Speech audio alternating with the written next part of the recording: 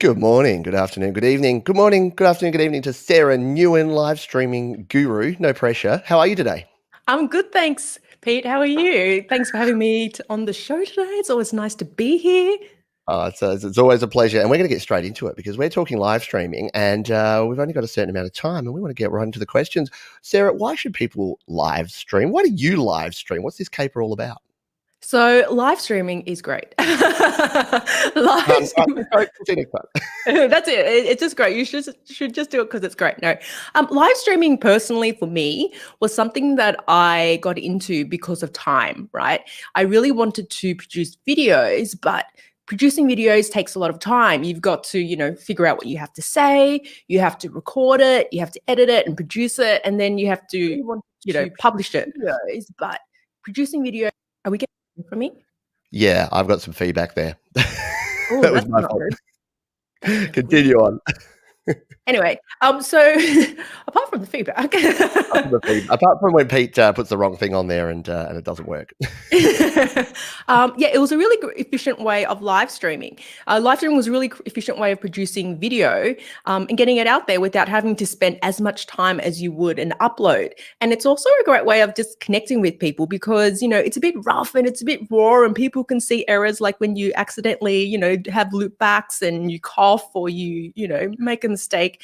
And I think that makes you more relatable and that makes it easier for people to connect with you. So I'm all about live streaming as a really efficient way of producing content and a way of connecting with an audience, and growing an audience as well. So I absolutely am an advocate. I know you live stream a lot. I think you live stream every day now. And I was like, how do you physically do that? Oh my God. Because I learned from you, because last time you were on the show, you were telling me about live streaming, and I think you said a few things that resonated with me, as well as all of that stuff. The convenience of it, the rawness, the fact that the mistakes are there and it's there, warts and all, and no editing. Like, how good is no editing? Great. Look, I'm not knocking like videos that you edit and upload because, we still do that as well. But I love just the convenience of live streaming. And I think I love the accessibility of it as well, because there's less to learn. You don't have to learn editing. You just have to learn how to present well. And then a little bit about the technology. So that's why I really love it. And I really think that especially now that it's so accessible, it lets everyone, it democratizes content creation. That's what I really love about it. It gives everyone a chance to create and put themselves out there.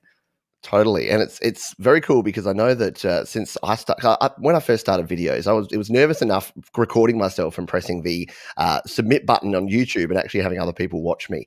Actually being there live and when things can go wrong, like Pete accidentally clicking the link and then playing back Sarah while she's talking and giving her that feedback loop, that sort of thing does scare a lot of people and does probably put people off of live streaming because stuff can go wrong. What are your tips on that? Like, what if you are there? So for the folks in the audience watching live and on the replay, they're sitting there going, oh, this all looks far too daunting. I don't want to do this. How do you get over the nerves that you may have coming into live streaming? Well, I think in terms of the technical things that can go wrong, I think the first part is just accepting that there are things that are going to go wrong. So instead of freaking out, like, oh my God, there's loop back on the audio. This is horrible. Let's stop the live stream. It's like, oh no, it happened. We address it and we'll let them know, oops, sorry, there's a bit of, loop back, we'll fix that. And the audience, they get it. They get it that it's live and that things happen. And then you can just move on, So I think it's understanding that things will go on. Things will go wrong, but you can go on. You don't have to kill the live stream just because of one little technical issue. And I think it's also a matter of experience as well. Probably when I first started, if that happened, I would have been like, oh my God, Pete, let loop back happen on the live stream. It's savage. I can't be friends with him anymore. But now it's like, yeah. Stop it right now. Kill the live stream, kill it, Pete. It's horrible. But now it's like, yeah, there's loop back, whatever. You fixed it. And hopefully I'm not looping back anymore. So no, you're not. You know what that was? And this was you would think that I hadn't done, over 100 live streams in the past year. That was me freaking out because I'm using StreamYard right here. And we will talk about different platforms and technology for streaming. So I'm using StreamYard. When you set up a StreamYard stream, I set it up as unlisted just to make sure that we get everything right. And then I went into YouTube and changed it to public. But StreamYard and YouTube don't talk to each other. So I had a minor freak out when I realized that it said unlisted. And then I thought that we were going out to no one. Oh. So I had to quickly go and check it, but it is public. And folks like Jade and Ron and Tom and Langston and Gary, who are here in the live chat, are proving to me that everything is working. And phew, we don't need to worry about that now. So let's talk about platforms. And if you're first getting into live streaming, I know we did a bit of a beginner's guide to live streaming last time. And now that I know many folks in this audience have started or at least considering, what's the easiest way if you just want to go, if you want to live stream today, you want to hit the record button or the stream button today and you want to get started, what would you do? Where would you start from? Where would I start?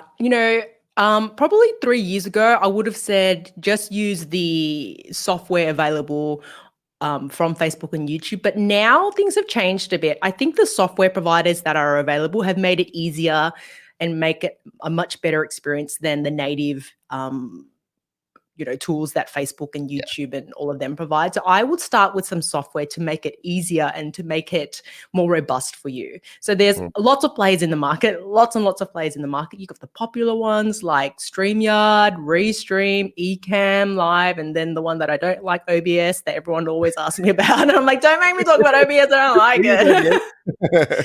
But a recent one that approached me and came, released themselves to the market is Melon. So Melon's a live streaming app, and I like them because one, they're an option. So they're web-based live streaming option. They're still new, right? So everyone's like, they don't look like StreamYard. I'm like, well, no, because they're just new and they're rolling out an MVP. So they're a cheap option. They're elegant, they work, and they're a good way to get started. People are like, well, they're so new. Do they know what they're doing? And I'm like, well, actually, they're actually created by the same team who make Streamlabs OBS, and they're owned by Logitech. So, they've got that foundation behind them. So that's why I was interested when they were like, hey, we've got this platform. Would you like to try it out? There it is here, Melon app. As I said, they're still quite new, but in terms of being new and pricing, I think they've also got free and paid plans as well. So we love free, I'm a freeitarian, love free. Try them out, get them, see if it works for you. People are like, which one should I use? And I'm like, that's a really hard one because I don't know what your setup is. I don't know what your needs are. I'm presenting you options so that then you can go and try and see which one works for you. So they're definitely a good option that I'm enjoying at the moment. And the thing about them is elegance. Some people don't like, having minimal features, and some people want to have everything. And some people are the opposite. Some people are like, no, I just need a button that tells me to go live and to end it. That's it. And these guys are pretty good in that sense. So I like that, I think that they will definitely evolve, and I'm excited to see what they'll do. Very cool. And if you're brand new and you're not sure what all these web-based things are all about, basically there's two ways to go live, really. There is using just your hardware. So you say, here's the website that I'm going to, here's the platform, you put in the RMTP, which you don't need to worry about what is, but you put in the code and that says, link me up to Facebook, to YouTube, to LinkedIn, wherever you're streaming live to, and then you do it directly from your own hardware. Everything's done on your computer. You just send all your stuff. What we're seeing now is the birth of all these web-based services like StreamYard and like Restream and like Melon now, which mean that you don't need a lot of high-end gear, and that's probably the good thing. You can use your Chromebook, you can use your 10-year-old PC in my case, you can use your phone, and you can actually just link into these web-based services and stream. And yesterday was a great example. We here on the channel, we had a 6-way conference. We had 2 folks in the UK, 2 in the US, and 2 here in Australia, including my moderator Jade here on the channel, and it worked really well. Apart from that, and interestingly enough, Jade is a Restream user and I'm a StreamYard user. I had no end of issues with Restream when I tried it, and StreamYard works flawlessly for me. Jade is the exact opposite. StreamYard seems to have broken her world, yet Restream does it. And again, everyone's going to have a different workflow, a different gear setup, and things are going to work differently. And this channel's not sponsored by any of them, which is why I can say, hey, try StreamYard, try Restream, try Melon, and see what works for you. Just like gear, just like microphones and audio interfaces and music software, just use what works for you and try a few different things. And because they all have free trials anyway, you can actually do that. But Canon, Apple, if you want to sponsor us, hit us up. By all means. That's right. We're not sponsored by anyone because no one's backed the truckload of money up to our channel and dumped it on our front porch. We are for sale. We just, no one's bought us yet. Not true. But yeah, by the way, for the folks who are here live, please do, if you have questions, especially for Sarah, I won't answer them because we've got a professional here today. And as you found out from the first 30 seconds of this stream, clearly I'm not a professional, but I do try. And as I always say, what I lack in skill and knowledge, I make up for in passion. So that is Jade had a comment here before, and now I've completely lost it. It was really good though. I think she said she liked the danger. Yeah, it was the danger of live, and I think once you embrace that, once you realize that it's kind of like public speaking in general, that it's not going to actually kill you. And yeah, I know the old saying of what doesn't kill you makes you stronger is not really that true. There are some challenges which we'll talk about a bit later, but I just love the fact that anything can and often will happen. And I say some of the funnest live streams are a combination of well-oiled machine and train wreck, because people like watching when things aren't exact. It's why live TV was invented in the first place. People like not knowing what could happen. Would you agree with that? Is that what appeals to you about live? Absolutely. And I think also now that I've done so many like tutorials, I do a lot of software tutorials live. I was doing some recordings of, software, and then I wasn't doing it live. I was just recording it directly into the camera, and my brain was like, nah, I'm going to stop now. I'm like, no, on a live stream, I don't have that option. I have to keep going. But like when I was recording it, my brain was like, get out, card, don't want to do it. I was like, no, stop this. So something that would have taken me 15, 20 minutes on a live stream took me like a good 2 hours because my brain just kept blanking out, So something about live where, first there's these nerves, but then like you just keep going because you have to. So that's what I really love about it. Exactly. Yeah, you do. You keep going because you have to, and you don't really have much choice once you're live, apart from pulling the plug, which you know what I've done. And again, if you do live streaming, you completely lose it, and you lose the ability to speak. No one probably wants to watch you not speak for 10 minutes. But as long as stuff's coming out your mouth, just keep going, just push through it, because every time you do it, you're going to get better at it. That's at least my experience and what I've learned. We have got some questions coming in here because I've got heaps of questions, but we'll let the viewers ask a few. So Happy Ron says a question: what are good ways of getting more people to come to your live stream, especially if you do regular shows weekly? What do you reckon, Sarah? How do you get viewers? Definitely promoting it. And, there's the organic promoting it. So promoting it across all of your social media and giving people a little bit of time, giving them notice that you're going to be there. A week, I find, is a good time to get, a good amount of people on it. And if you're like, oh, but I don't have a big following, then if it's really important to you to have people live, consider doing some paid ads. Consider doing some, Facebook ads, YouTube ads if you're brave, to kind of bring some awareness that this will be happening to an audience outside of yours. So those are the ways that I would do it. I think the also remember that there's a lot of replay value. A lot of the views happen after the live stream as well. And you may be saying, well, why bother doing it live at all? And it's like, well, because you get live, you get to produce the content regardless if it's 1 or 100 people. You still get to produce it either way. So that would be my recommendation. I love it, and I think I think it was you. I watch a lot of content, and I'm pretty sure it was you that was explaining this to me. Did you do a show about when you're live streaming to 0 viewers or very low viewers? Yes, I did. Yeah. And I really like that, because I think I've seen people, the mistake I've seen people make with live streaming is that, I don't know if you've ever seen any streams like this or folks that are watching live, but some people will go live and they'll be like, we'll just wait for someone to come in. I'll just, we'll wait to see if we get a few more people in here. And the first 5-10 minutes of the stream is them sitting there saying how they're waiting for people to come into the live stream. And I think that's a big mistake, because if someone's watching on the replay, they're going to get to about minute 2 and go, okay, I don't know when this is actually going to start, so I'm going to check out. Whereas if you just act as if you've got people watching, just start streaming and talk to yourself and talk to your repeat audience. And I think if you keep that in mind, that the point you made before was super relevant, the replay value is often more so than the live stream value. So, I mean, I know on this channel, between 20 and 50 people will watch a stream live, but there might be several hundred that are actually going to catch up on this show and other shows on the replay. So you do need to keep that replayability value in mind. Definitely.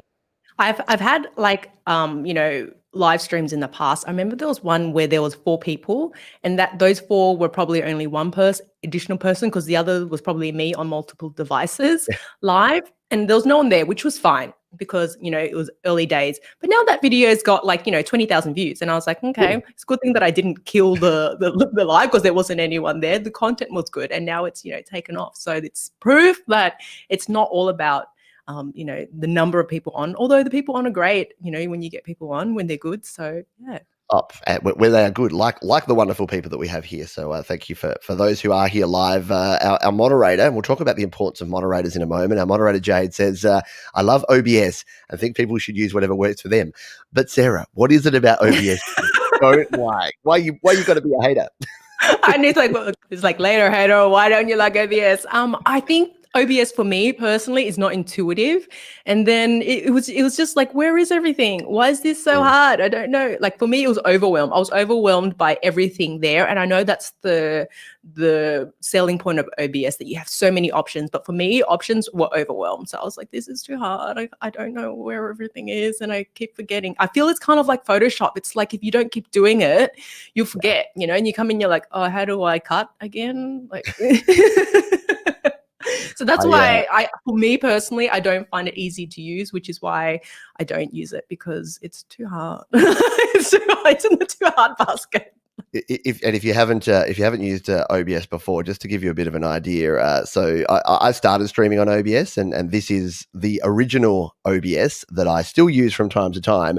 And if you compare something like this to something like this layout, you can see why a lot of people are loving StreamYard and loving the ability to do this, because OBS is super powerful. Like with this, I can set up a bunch of scenes. I've got all my different hardware components. I can tweak things. And I think this is probably why Jade loves it, and why, if you're a really technical person with the time to sit down, design all your assets, work out the flow and how things are going to work, I think OBS is fantastic and works really well, especially if you've got decent hardware behind it. But as you can see, like, yeah, I open that screen and it does give me mild anxiety when I look at it, because it's just, there's so much going on there. And there's so much you can do, but then there's also so many things that you need to know about it to do it. It's not so much the what you see is what you get. But yeah, I still use OBS, and I still use it for a lot of my video recordings, because, you know, my dirty little secret is that now when I record a video tutorial, I basically record it live. I've even done some live streams on my Patreon where I've just spent an hour saying, all right, we're just going to record this video now, and I'll record it like as takes, as if I'm doing it live stream. But the only difference is maybe I get to do a second take on a few things. So yeah, nice. I've embraced the live 100%. Excellent. Richie says OBS is so worth the investment and time to understand. Very powerful free tool. Yeah, absolutely. And I think that's exactly right. If you've got the time to invest and the time to learn it, then absolutely. And especially if you've got the hardware to do it. And Tom also says it's good for tech savvy and creative folk. I like it for some other things. So yeah, and if you are into OBS, like the version I showed there is the OG one. There is also Streamlabs OBS, which is easier. And as you said, the Streamlabs folks, and I think in conjunction with Logitech, are Melon. Like they've brought together the Melon platform. Which are we running out of names, Sarah? Like we've got StreamYard, which sounds like a farming channel, and then we've got Melon, which is fruit. I mean, hey, we're all using Apple devices, but still Melon. Like that was the best that they could come up with, not just like Stream Quick or something. It was like they looked around the office and was like, "What's here? What can we call it? Oh, there's a melon on the table. Let's call it that." Stapler streaming didn't sound right, so we're going with Melon. Yeah, it is. It's interesting. We're running out of names very, very quickly. Now, we've buried the lead here because I know that folks here are going to want to hear about the tech side and about the audio side in particular. What are you speaking into there at the moment? It was so when I posted these pics, I knew that Pete saw it and was like, "Oh, I know what she's done. I know what she's done." So this is the beautiful Shure SM7B. It's, you know, do you need it for live streaming? No. Does it bring me joy? Yes. So I wanted to upgrade my microphone, and there was nothing wrong with the microphones that I've been using in the past, the USB microphones, but I wanted an upgrade, you know. And it wasn't a showstopper. Nothing was broken. I just wanted an upgrade. And I had a L'Oreal moment because I'm worth it. You know, I wanted to spend a little bit. I had the money to spend, work really hard on these brand deals, and was like, I want to spend some money. So I looked into this microphone, and I think the Shure SM7B is definitely a great microphone, but you need to do your research because it's not a plug and play microphone, and then it gets misunderstood. And you pay a dumb tax if you don't do your research with this microphone, right? Paid all the time. Yeah, the dumb tax. So it's not just this microphone. It's an XLR microphone. So obviously you need, an audio interface to plug it into your computer to make that all to work. And then you also need like a preamp as well, because the gain on this microphone is quite low. And some people are like, I've been able to get away with it without a preamp. I'm like, yeah, but you're probably like jacking up your sound all the way up and getting horrible hiss. So they sure recommend that you get a preamp with it. So, it's not just the microphone. You need to get all these other bits and pieces. But I absolutely love it. And I think the other thing to know about it as well is that it will take configuring. People are like, well, it didn't sound good. I was like, well, did you go in and did you adjust the settings that they have for the microphone with your audio interface? It's like, what settings? It's like, well, you need to get informed. If you're going to spend money on things, you're going to get informed. I saw a review of this mic where someone said, the Shure SM7B, forget it, just use a USB microphone. And they had the microphone like over here, like, so all the way over here. Wonder why I can't get any good sound. It's like a good meter away. Well, it's like, it's not designed to be like far away. It's like meant to be close to you. Like you don't understand the microphone. You didn't research and you didn't learn how to use it. And then you complain that it's not good, right? So I think it's a misunderstood microphone. But if you have the patience and the time to learn and to configure everything correctly, it's a stunning microphone. Yes, we're just I'm scrolling through here. I've definitely not been on this website a bunch of times. Sexy pictures of the Shure SM7B. It is. It's a broadcast microphone, so exactly that people use it in scenarios where it shouldn't be used, and some people are talking into the wrong side of it and doing all sorts of weird things. So it does take some tuning, and I think you even said that you got a professional audio engineer to come and help you set it up and get it set up, and I think that's a really good move. That especially if you're new to this sort of stuff, or if you want to get the best optimal sound, like you have to go it alone. If you don't want to do all the research, you can get someone to help you. Yeah, definitely. So I use the Rodecaster Pro as the audio interface. Once again, it was just because I wanted it. And I wanted it, and there was no other, I wanted it, and I knew it was going to work in this setup with my research. And then when I plugged it in, there was hiss. Right. So instead of throwing everything out and going, this sucks, I did my research and it was like, okay, you need to configure the noise gate and you need to consider all the compression settings. And I was like, I don't want to learn about this. I'm going to get someone else who knows what they're doing to come over and fix it. So I did. And I don't think it's perfect. What is perfect really? There's a tiny bit of hiss that I noticed, but for the most part, it's pretty good. And I will get Nick, my new sound guy, to come and do a couple of things next week. But I think, it's a good microphone, but you have to understand people think audio is just magical. Audio just happens and everything is broadcast quality. I'm like, no, there's a lot of engineering that goes into it. There's a lot of skill, and Pete can attest to this. Like there's so much science, physics, everything that goes into audio and good audio. So understand that if you're going to invest in it, so you don't pay a dumb tax. Absolutely. And look, we're not saying this to say you need to have, a $500 microphone to get good sound. Obviously, Sarah, you've used everything from, $50 microphones to like small little lavalier microphones and everything in between. And it is really just about finding what works for you and understanding that if you're buying something to upgrade your audio, that's what you're doing. You're not saying this is going to change everything. And I think the way I look at it is it's evolutionary, not revolutionary, not one piece of gear. You wouldn't have just bought your SM7B and then suddenly your channel pops and then you're suddenly getting 10 times as many views the next day. It doesn't work that way. But the better quality audio, the better quality video that you're pushing out there, then the better you're going to do. And that's a good segue into video quality, because you've used a few different things. So you've done videos on things, and you've used webcams. You've used, I believe you're using your DSLR at the moment with an HDMI capture card, and you've even used a mobile phone to capture video and use that for your live streaming. So what sort of tips do you have for folks getting started there of what you should use starting out, and then maybe some options for upgrading your game? Yes. So I think when you're starting out, the game is to just get started. And for the most part, people have a mobile device.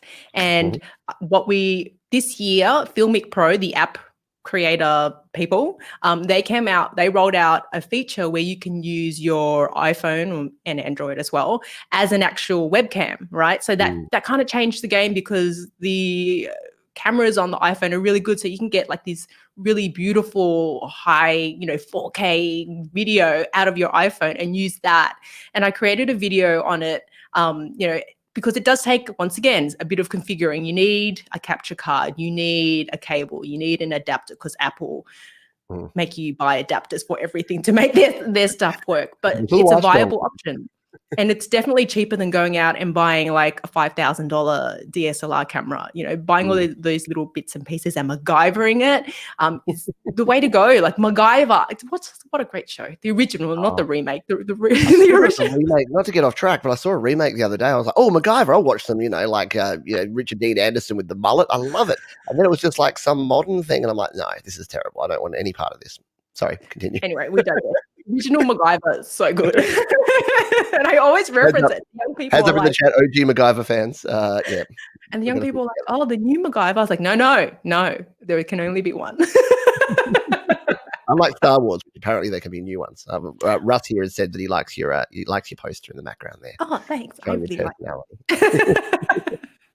Yeah, so I think definitely use what you've got. Mobile devices, definitely a great way to start. You can MacGyver it so you can get a high quality, video feed coming from it, and then progress from there. I think people typically start with a mobile device, they progress onto a webcam, and then they move into DSLR land, which is the progression that I typically see people take. And it's okay. And some people don't progress and they just stay with the hardware that they've got. And what's more important is that you keep producing, because it's not the expensive gear that's going to, connect and grow your channel and, make you an amazing presenter. It's the actual doing of it. So don't get what you said, gas, don't get gear acquisition syndrome. Use what you've got and then evolve it gradually over time. Be responsible. Like, I would not recommend this microphone for someone just starting out who doesn't know if they're going to like it. No way. Like, you'd go bonkers trying to figure it out if you have like zero understanding of audio and tech. Like, no way. Start simple, get used to it and progress over time. You can't expect to, be right out of the gate broadcast television quality. That's not going to happen as a home person doing it. It's not going to happen. No. So be okay with that and embrace the fact that you get to broadcast. You get to go on and you get to talk about MacGyver and how great the show is. You get to talk about Star Wars and people get to see a little bit into your life, so embrace that. That's the fun part.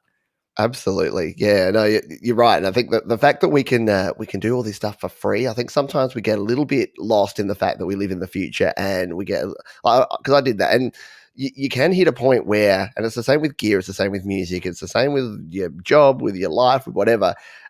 If you hit a certain level and that's your comfort level, and then you go too far, it's okay to sometimes take a notch back. So I started doing HDMI stuff and I started setting up new things. And I ended up getting so anxious before streams of all the tech and what could go wrong that I craved and I missed my little webcam and my little just press the button and go. So I realized that for my audience that is mostly audio, this picture is good enough. I mean, we don't need this face in any more high definition than the seeing through my Logitech webcam. So I sort of hit that and went, well, yeah, I'm going to keep working on the audio, but the video is actually good enough. And that's the thing. You can get into that cycle. Like, I agree, you got to upgrade and you got to lift your game, but sometimes people push things into the gear side without working on their actual performance side and without the content and delivering, especially for musicians. Because I think we'll bring it back to music creators, which is the primary folks that are watching this. You might be thinking, well, all I would ever live stream is my music. Who's going to be interested in that? And I know folks like Jade Star, who's here on the channel, like Tom Rochelle, who's here as well. They've started sharing more of the behind the scenes stuff, of the how-to, of their actual life and their personality and things behind it. And I think that's the key is if you could just parrot, you could just say, oh, I'm not going to be the best person at music or the best person at audio. I'm definitely not the best person, but there's a certain subset of people that like the way I present. They like my style. They like my sense of humor or the attitude I bring to things.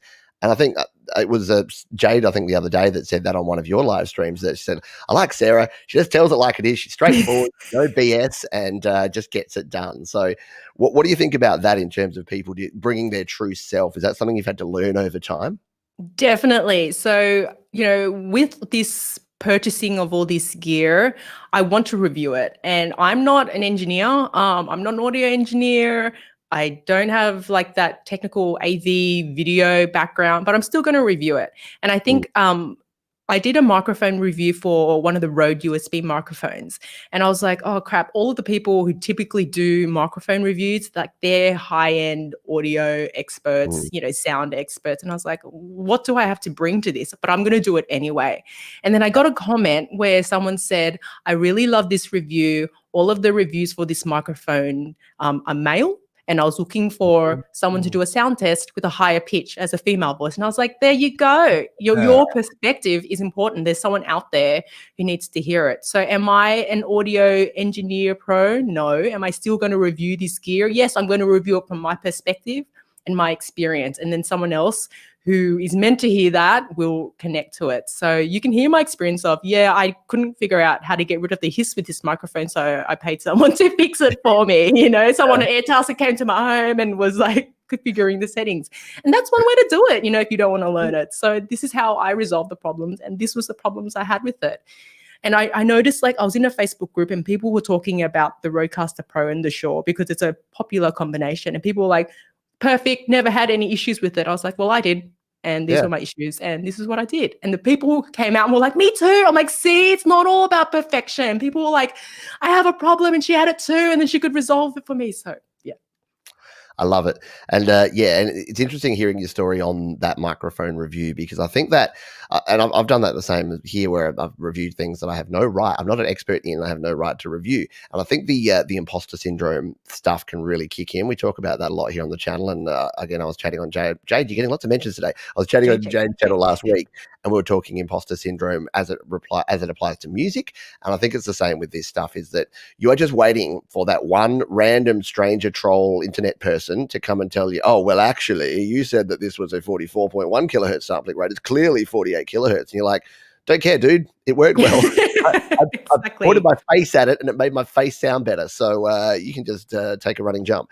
But and I wanted to talk about that because, you know, we've been chatting the last couple of days about some of the challenges you have. And again, we won't take it full dark here, but just in terms of some of the challenges that you have, because when you live stream, people watch and most people are awesome. 99% of people are fantastic and will support you and will give you positive, uplifting comments and will be good humans. They know how to human well.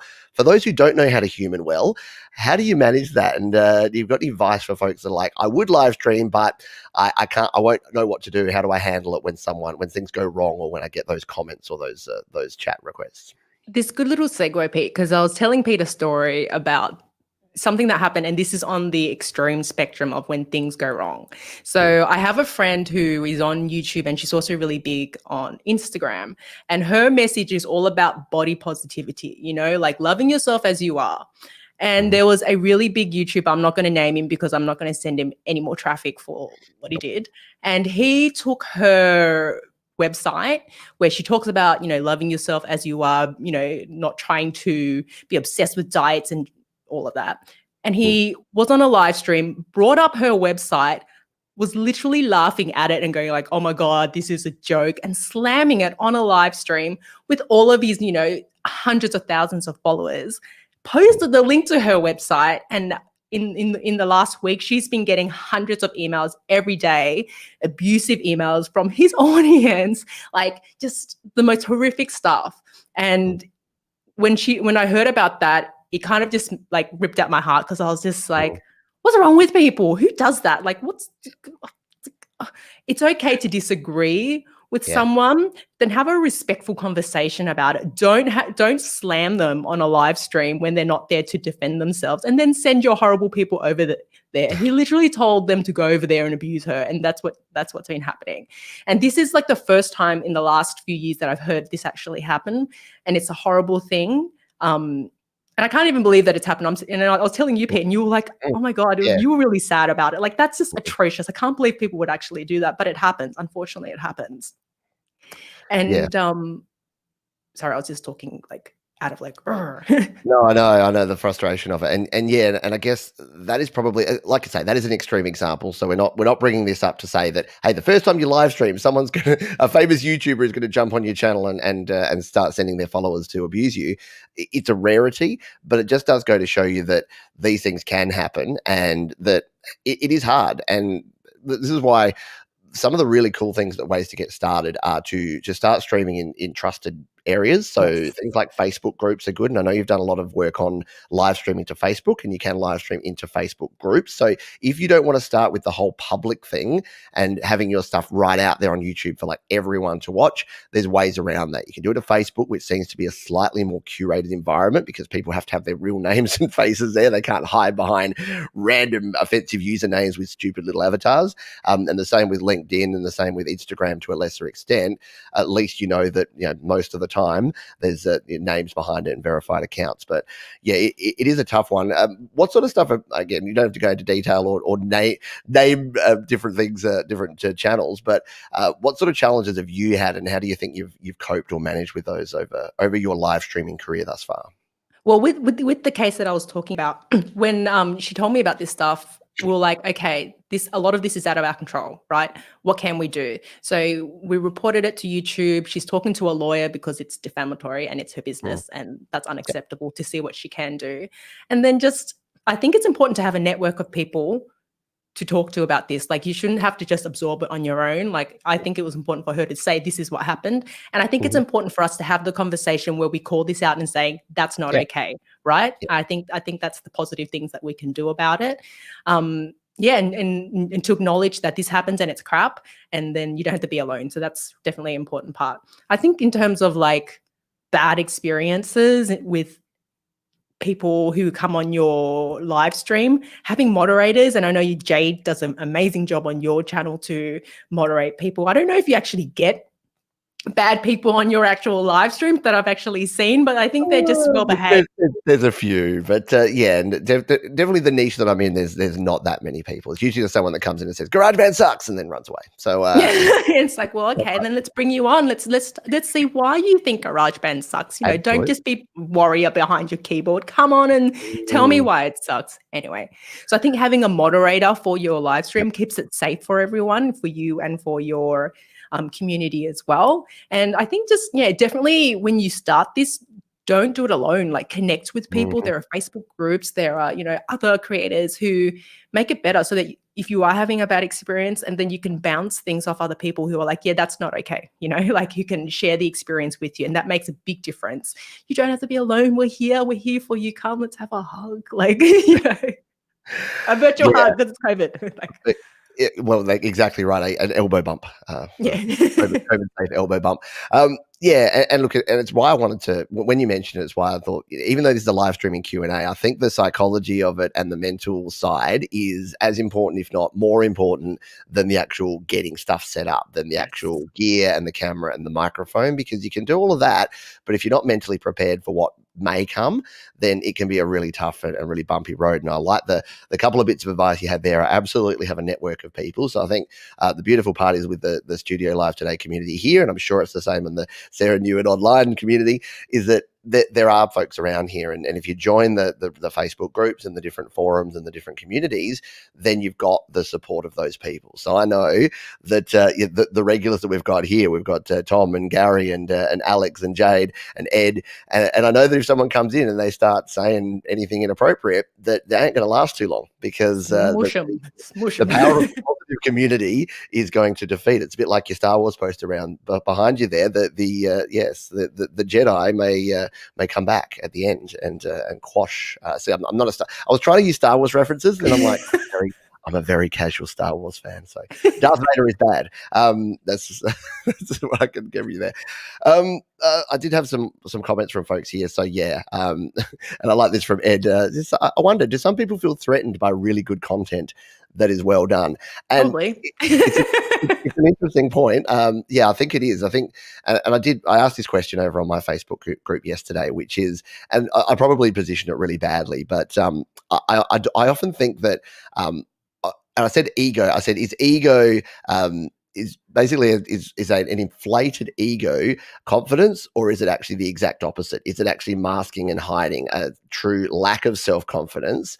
And that's, I think, the challenge that we have, is that a lot of folks that are the trolls, we want to label the trolls. What I often think about, and I know there's a lot of folks online that sort of say this sort of thing, is that you got to think, for someone to do that, for someone to perpetrate the sort of behavior you talked about, they've got to be in a really bad place personally. And I mean, I don't want to throw out a whole bunch of empathy to people that are just being dicks at the end of the day, but some of them must have some pretty significant life issues, mental challenges, things going on in their world, because as a normal person, and anyone in the chat here, let me know if you disagree, but as a normal person sitting here, for me to go out and spend my time finding other people and then deliberately doing and saying things that are going to make them feel bad and bring them down, I just, it does not compute. Like this, the computer in my head it can't even. So yeah, I feel that same level of frustration that you have. And as I said, like, I'm not saying that don't disagree with people, like, but have a respectful conversation. I would have liked to see if he really disagreed with her, him bringing her on so that they could have that robust conversation of why she feels, you know, that her message about body positivity is important. You know, so you bring her on so that she could throw punches back, but it was just one-sided, and I just thought that was not fair at all. Not cool, exactly. And as Tom says, use the force. That's what you do. Alrighty. We had Ed also said he does want to see the couch here in 4K. So I want to see a 4K blue couch. So I should have to upgrade from there you go. It'll just be couch. And I have a treadmill there and a couch there, and they've kind of been the stars of the show, which I think is whenever I have treadmills, they end up becoming like clotheslines. Just end up hanging your laundry over it. So I'm legitimately looking at my laundry basket that is sitting on my treadmill right now, waiting for it to be hung on there. Yeah, exactly. All right, now where are we? I'm just going to jump back to my notes because we did get a little bit again. We did get off track, and I know I didn't want to bring anyone down, but I think it's important to have that conversation and be aware that is something that we all need to rise against because it's not cool. It's not cool enough. So we've talked about nerves and overcoming nerves. We've talked about the gear. What about content? What you hit that stream button. What do you say? How do you plan your content? How do you know what you're going to talk about? And how do you keep on track and not ramble like I just did for 10 minutes and actually stay focused on the topic that you're talking about? You know, I think having structure, I'm not saying you need to script it, but if you find that you can only get through it with the script, by all means, power to you. But definitely having a structure, you know, really basic introduction where you open the topic, the body section of it where you have a couple of bullet points of what you want to say and just writing it down, like, and having it somewhere. It doesn't need to be on a teleprompter. It could be on a Post-it note, could be on your hand, wherever you need to write your notes, have it there.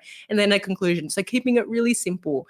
I see people have like these complex content layouts, and I'm like, what for? You're not going to remember it. Like, all of the good ideas go and they disappear when you go on a live stream. Something happens to your brain, and all of those jokes and all of the, you know, good intentions disappear. Like, so just keep it really simple. A simple structure where you introduce it, get to the content, deliver it really concisely, and then close. Like that's as complex as you want to be. I don't feel the need to make it harder than that. But the core part is getting your content out. I think everyone should be focusing on that, spending the time to make it, you know, valuable, spending the time to put in those little tips and tricks and learnings that you have. And that's where people will absolutely love. I had someone made a comment, and I just shook my head, and they said, oh, your live streams would do much better with some B-roll. And I was like, B-roll? So you want me to stop the live stream to play a video of someone, I don't know, of a waterfall or of someone, you know, going, like, no, like it's, how does that have anything to do with like the content that I'm producing? If it's not relevant, why would I add B-roll to a live stream? That doesn't make sense. Let's just cut to some footage of some cute puppies that I took earlier. Here you go. All right, now back to the stream. No one ever said, "Oh, that that was the first time someone said, oh, your live stream would be better with some B-roll," and I was like, "Are you for real?" No.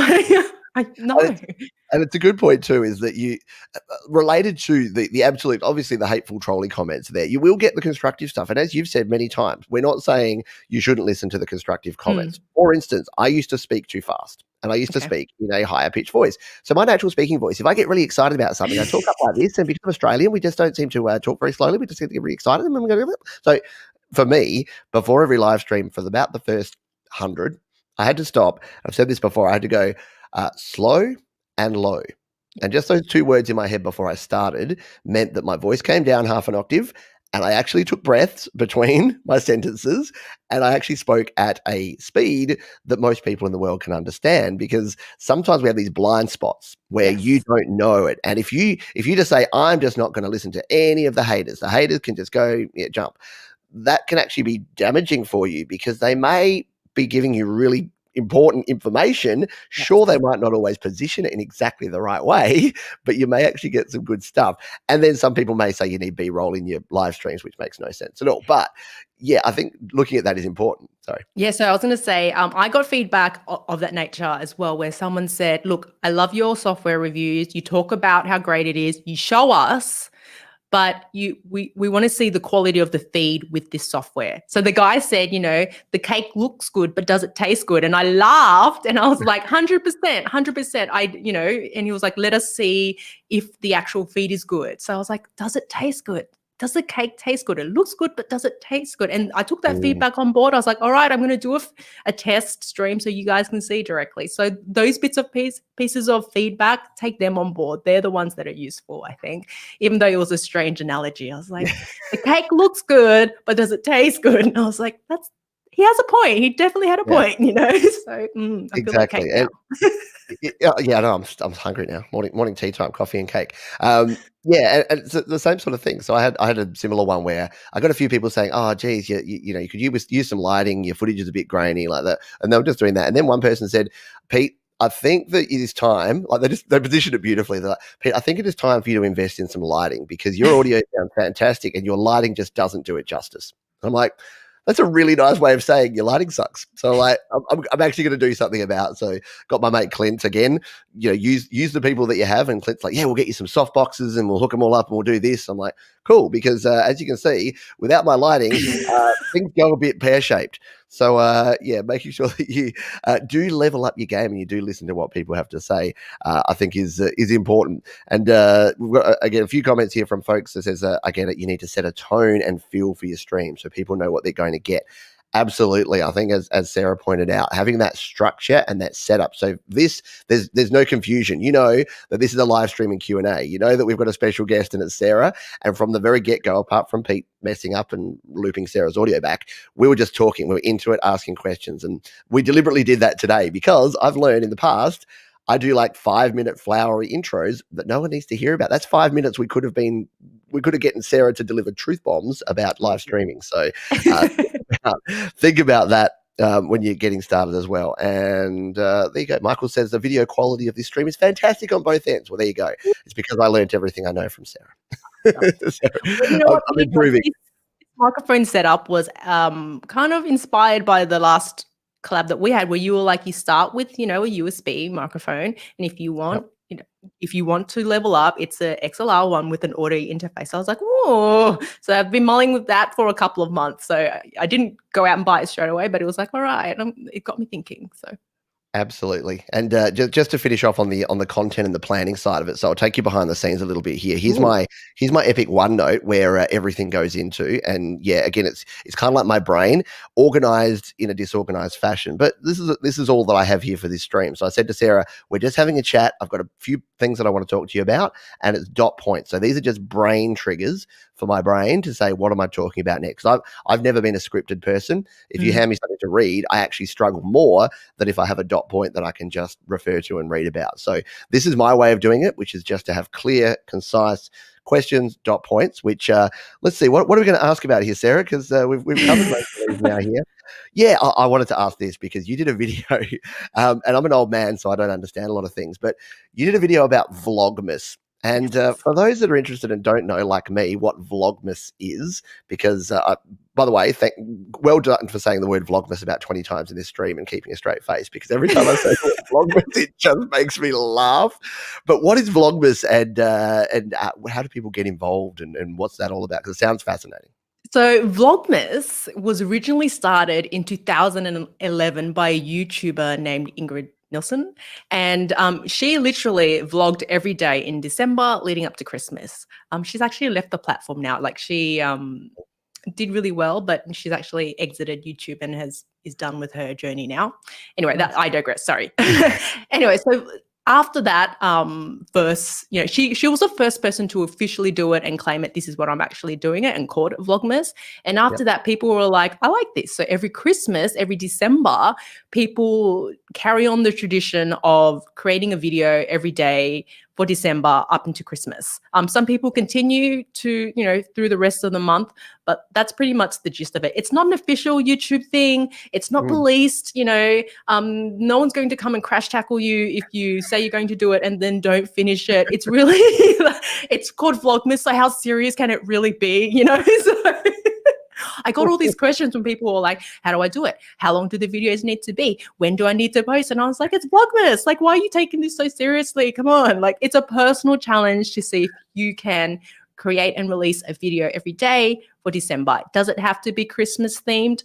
No, but people typically do make it Christmas themed because it's December and people, are getting into the festive season. Does it need to be vlogs? I say no, because there's no Vlogmas police. You can create videos on whatever you want. It doesn't need to be Christmas themed. And for me, it's more of a challenge on, can I get this content out every day? Can I make it better every day? And can I be consistent? That's the real challenge for me. It could be called something else. And it is like, I've got these monthly challenges all the time. There's like a video every day in August. Vader, they do that as well. And there's a April one. I don't know what it is, but anyway, how serious can you take these challenges?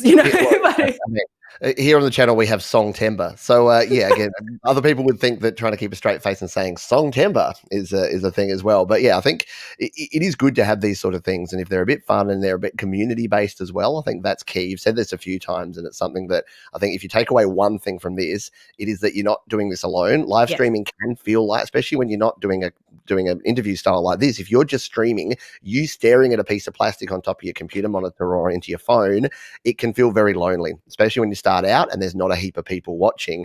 But if you engage with a community of people, they'll probably come along and watch your streams and help you out with the learning process anyway, because people that do this want to help people. Obviously, you want to help people because it's not only your passion, but it's your business. For me, I want to help people do this because I want as many people as possible to share their music and share their creativity. And I just think that live streaming is a brilliant way to do that because it is so raw, it's so accessible, and all the good things that you've said there before. But yeah, I think having that community around you of people, of like-minded people able to do things is awesome. So yeah, if Vlogmas, even if it has a funny name, it's probably worth exploring or trying to do some sort of daily or challenge to try things. And as we say around here at Studio Live today, every day is Vlogmas Day because we have a video every day. Well, I posted a poll in my community tab on YouTube, and I was like, would you guys actually do it? And I expected like 100% to say no, but it was like 75% were like, yeah, I'd love to try it out. And I was like, really? That was 75% more than I expected. So that was like, okay, let's do it then, So as I said, it's meant to be fun. YouTube's meant to be fun. It's meant to be this serious, I have to do this like this, otherwise I'm going to go to prison. Like, no, it's meant to be, a means for you to create and express yourself and to put yourself out there and, have a community. So that's what it's meant to be about. And people lose sight in the, how long should it be? I'm like, well, as long as it needs to be. Make it a minute if that's what you need to make it. Like, why are you asking me to give you permission? You don't need my permission to do this. Just do it if you want to do it. So, yeah. Absolutely. And I think we will finish off shortly because conscious of time. I know I said to Sarah, we'll probably about half an hour. Well, we'll go a maximum of an hour and we're at 53 minutes. So we will finish off shortly. But yeah, I think it's really important to sort of think about that and what you're going to do and how you're going to challenge yourself. And again, to take that away and have a community with you because it's going to help you out. A couple of things here. Tom says he really likes the idea of Vlogmas, helps you get in the habit of creating content on a daily basis. Yeah, it is. It's habit forming, isn't it? Everything we do is just habit, and it's I like it. And I also like Sarah's point about the fun side of it. I say this about music all the time, but when people have been creating music for a while and they're professional or they're experienced, it's the same in YouTube world. The amount of times I'm talking to people about YouTube creation or live streaming or music, and I'm like, oh, how cool is the new thing? Or, hey, have you checked this out? Or, what song are you working on at the moment? And instead they're talking to me about click-through rates and algorithms and affiliate marketing links. And I'm like, yeah, that stuff's important, but aren't you having fun? Like, don't you want to create stuff? And I think sometimes we lose sight over time that we get into this stuff to have fun and to enjoy Yes. it, and it should be fun. And if it stops, I say this to my children, I'm like, if you're doing something and at the end of it you're having less fun than you did before you started it, you really need to reconsider whether it's something you should be doing. If you're doing it for pleasure, you know what, going to school and going to work, you're going to say, I'm not going to go to work today because I'm going to have less fun than I would if I didn't. There's requirements like that. But if you're doing something for pleasure, as a hobby or as a passion, and then you're not enjoying it or you're not getting fun out of it, try something else. Like you said, that with the YouTube, the Vlogmas creator, maybe she just hit the wall and went, okay, now I've done everything I could do here. I'm going to do something else. If you're not having fun, it should be fun. It should be enjoyable. You should be, I don't know, enjoying it and not mixing your words like I am. Well, that's exactly what happened to that Vlogmas creator, Ingrid. So Mm. she spent like over a decade, and she's a big, she is literally like vloggers with millions of subscribers, and now she's going, I don't want to create videos anymore, and she's like started a beauty line, and I was like, good for you, like you do you girl, like. Exactly right. And yeah, do it while you're passionate about it. And then there's nothing that says you have to change it. Like people say, oh, I don't know what to do. I'm like, I'm 41. I'm about to turn 42, and I don't want to know what I want to be when I grow up. At the moment, I'm a music educator and content creator. But in 4 years' time, I may get into pottery and be running a pottery channel. Who knows? Like You could just have go a gaming channel. You could, I could be There you watching go. you gaming. You could be doing like Guitar Hero. That'd be fun. Yeah, I have my own SingStar channel, all about SingStar, which I do love.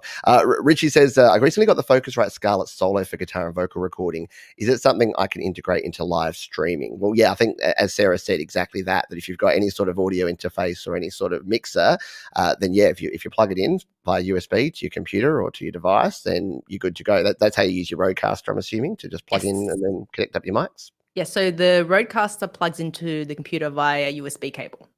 Yep. Cool, which is the exact same with the Focusrite. So you just need to configure whatever software you're using, and things like StreamYard make it super simple. If you're using Webbased, you just say, use this. Like you'll plug it in, it'll say, there's your Focusrite. You'll plug in your microphone. It'll say, what mic do you want to use, your webcam or your mic? You say, definitely my mic, because webcam audio doesn't sound particularly good. And then, yeah, you're off to the races. You're good to go. Speaking of good to go, we are going to have to go.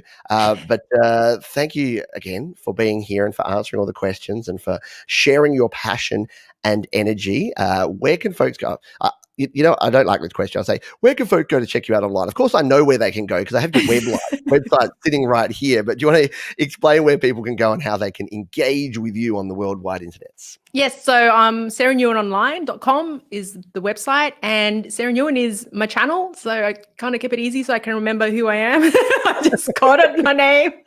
Not that original, but there's only one me. So that's where I'm at.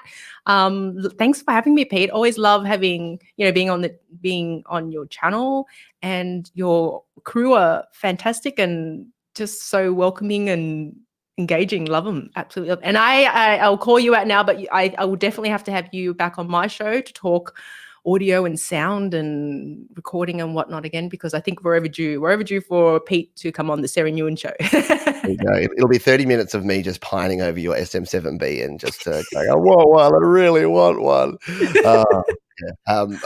We didn't quite cover off on that, but yeah, if you want the details of that, what I'll do is I'll get Sarah to send me links to the stuff she bought, because she bought the little Dynamite. I think you got the Dynamite. Yes, I got the Dynamite DM1. Yeah, which is the little preamp that you put in between. There's Cloud Lifter, there's Fethead, there's other ones, but the Dynamite and the Shure SM7B. So we'll make sure if you do have a cool many $100s to drop on a microphone, that you can go and do that, and all the gear that Sarah recommends. But yeah, head over to Sara Nguyen Online. The link to her YouTube channel is down there. So of course, go and subscribe. And if you are getting into live streaming, she's got a heap of beginner tutorials and more intermediate and advanced stuff. And she keeps up with all the stuff. So she knows what melon is. She's Vlogmas and melon were like two of her last two videos, and I'm just like, Sarah, you're just using terms I've got no idea. You're like, you're just making stuff up now. You're gonna be like, pineapple. Where have you been? You've been under a rock. Pineapple's the latest new thing. Alrighty, we are going to finish up there. But again, thank you to Sarah for being here. Thank you to all of the wonderful Studio Live Today community for all of your questions. If you missed this one, feel free to catch up on the replay and drop any questions down into the comments, because myself and Sarah will be hanging out there today and getting back to you. So if you do have questions about live streaming, but you couldn't make it here at this time, please jump down there. And as we say at the end of every show, please be kind to yourself. First and foremost, be kind to other people online, and keep creating. Rock on, folks. See you soon.